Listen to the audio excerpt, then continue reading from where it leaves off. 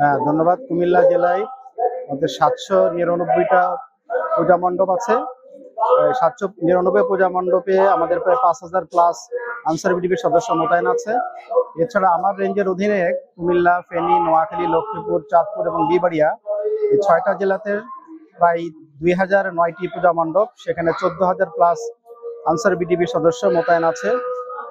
24 তারিখ থেকে 2 তারিখ পর্যন্ত 9 দিনের জন্য এই মোতায়েন কার্যক্রম চলবে। তো আশা করছি 24 ঘন্টার জন্য সার্বক্ষণিক থেকে তারা এই নির্বাচনে এই ধরনের নিরাপত্তা দায়িত্ব পালন করছে।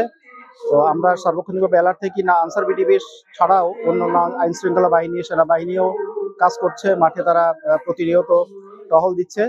এখনো পর্যন্ত কোনো ধরনের কোনো সমস্যা আমরা দেখতে পাইনি। শান্তিপূর্ণভাবেই সনাতন ধর্মাবলম্বী ভাই বোনদের এই সবচেয়ে বড় ধর্মীয় উৎসব পালিত হচ্ছে। আশা করছি সামনের দিনগুলোতে একইভাবে যাবে এবং আমরা সার্বক্ষণিকভাবে অ্যালার্ট আছি।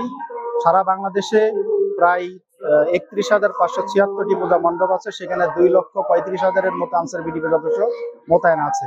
আমরা সার্বক্ষণিকভাবে অ্যালার্ট আছি আমাদের মহাপরিচালক স্যারের নির্দেশনা মোতাবেক এবং স্বরাষ্ট্র মন্ত্রণালয়ের মাননীয় উপদেষ্টা মহোদয়ের নির্দেশে আমরা সার্বক্ষণিক কাজ করে যাচ্ছি।